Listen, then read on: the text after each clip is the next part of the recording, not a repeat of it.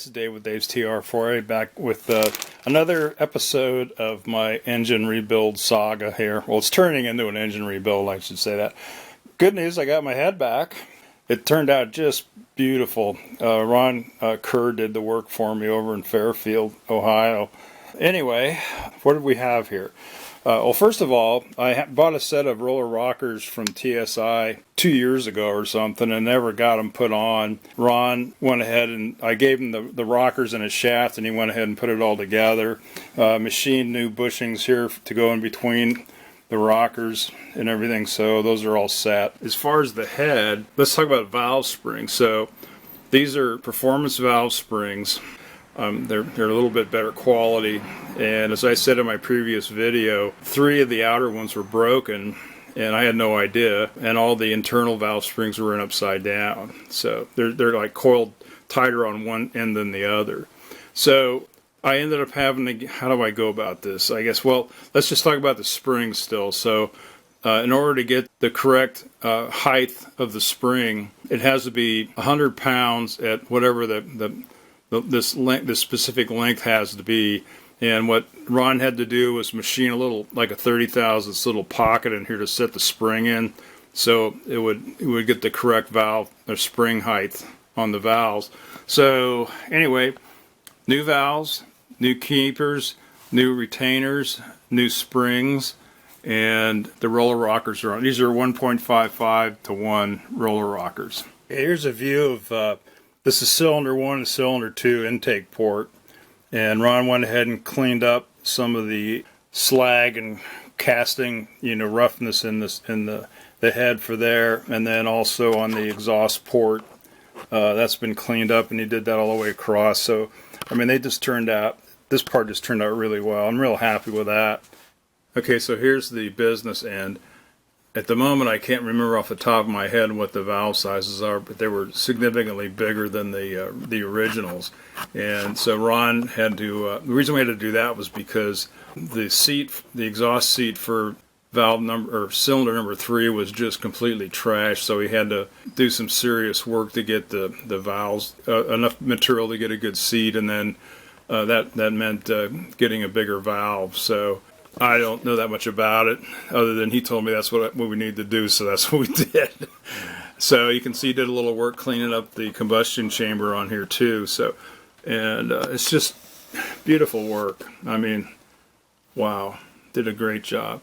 And then look at the finish on the, see if I can get across here, contrast. You can see the finish on the head itself is just perfect. I mean, before it was done with a real coarse fly cutter, and that might have been part of the problem why I was starting to get a leaky head gasket.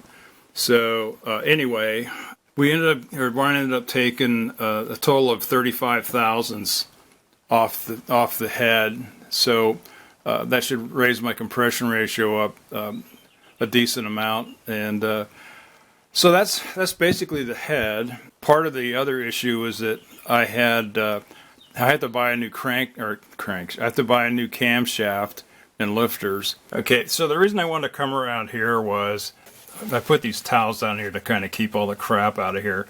But if I feel inside here, it feels like there's some kind of grit.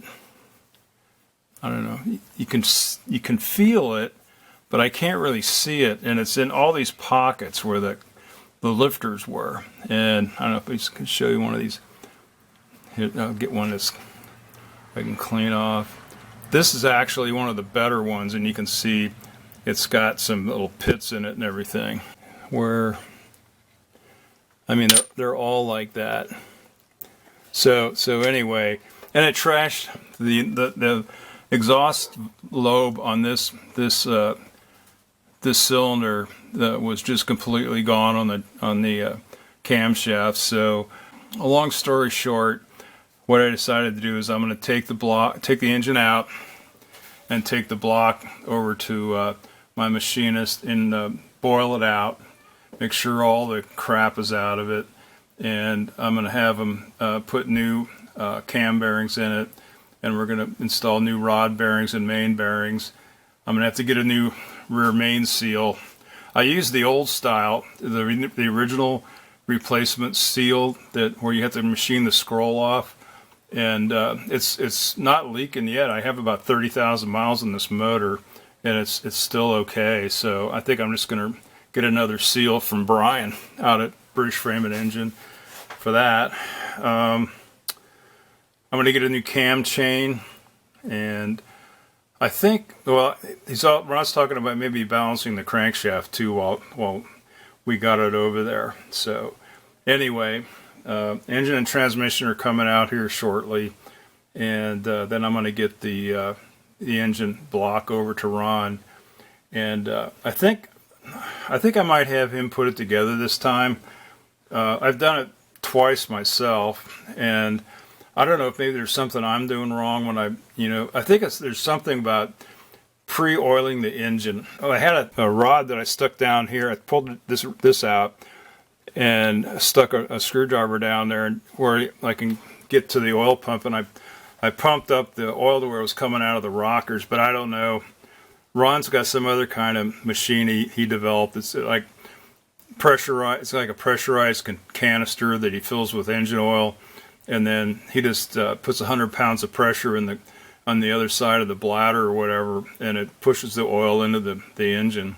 Plus, he's got a dyno over there too, so we can put it on the dynamometer and see.